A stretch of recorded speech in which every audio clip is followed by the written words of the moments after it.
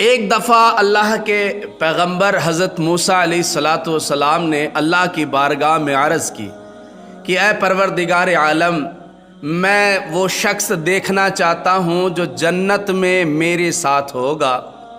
اللہ رب العزت نے فرمایا موسیٰ فلاں شہر کا ایک قصائی ہے، وہ قصاب تیرے ساتھ جنت میں ہوگا۔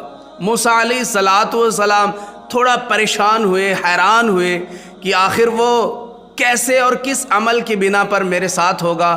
دل میں خواہش جاگی کہ چلو میں اسے دیکھ آتا ہوں۔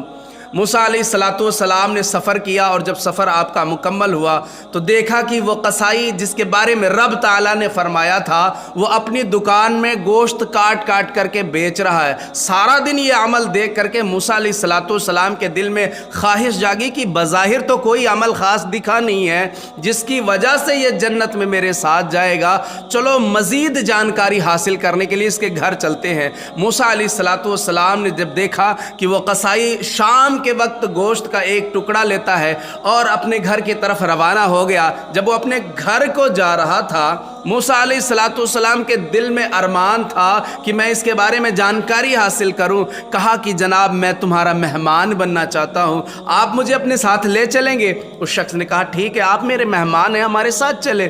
موسیٰ علیہ السلام اور قصائی دونوں جب گھر پہنچتے ہیں، موسیٰ علیہ السلام گھر کے اندر اس کے بیٹھ گئے۔ اب وہ شخص، وہ قصائی جو گوشت ساتھ لے کے آیا تھا، اسے پکایا، اسے اچھی طریقے سے پکانے کے بعد میں روٹیاں بنائی، روٹیاں بنا کر کے اس گوشت کے شوربے میں اس روٹی کو نرم کیا، ان ٹکڑوں کو نرم کر کے ایک کمرے میں چلا گیا، اور اس کمرے میں حضرت موسیٰ علیہ السلام دیکھ رہے تھے کہ ایک نہایت ہی کمزور قسم کی عورت ہے، بڑھیا ہے، جو پلنگ پر لیٹی ہوئی ہے۔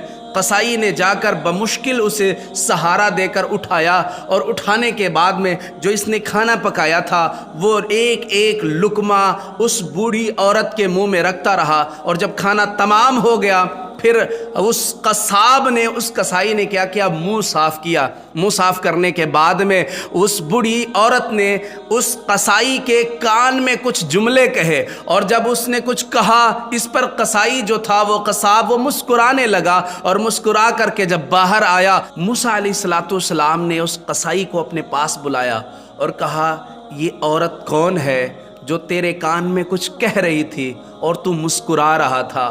قصائی نے کہا کہ اے اجنبی، یہ عورت کوئی اور نہیں، یہ میری ماں ہے، اور جب میں باہر سے آتا ہوں سب سے پہلے میں اس کے کام کرتا ہوں جس پر یہ خوش ہو جاتی ہے، اور میرے لیے دعا کرتی ہے کہ اے اللہ میرے بیٹے کو جنت میں موسیٰ کا ساتھی بنانا۔ میں مسکراتا اس لیے ہوں کہ میں کہاں قصائی اور وہ موسیٰ اللہ کے کلیم ہیں، میں اس لیے مسکراتا ہوں۔ اپنی ماں کی نوجوانوں جن کی مائیں زندہ ہیں قدر کرو، ان کی دعائیں لو، ورنہ آپ دنیا میں پچھتاتے رہ جاؤ گے۔ ماں کی دعا کبھی رد نہیں کی جاتی ہے، ماں کی بددعا بھی کبھی رد نہیں کی جاتی ہے۔ ماں کی دعائیں لو، اور جب تک زندہ ہے ماں ایک غنیمت جانو، اللہ کی نعمت جانو، اس کی دعا کبھی رب تعالیٰ ٹھکراتا نہیں ہے، اللہ فوراً قبول کر لیتا ہے۔ موسیٰ کا ساتھی بنا دیا کس کو؟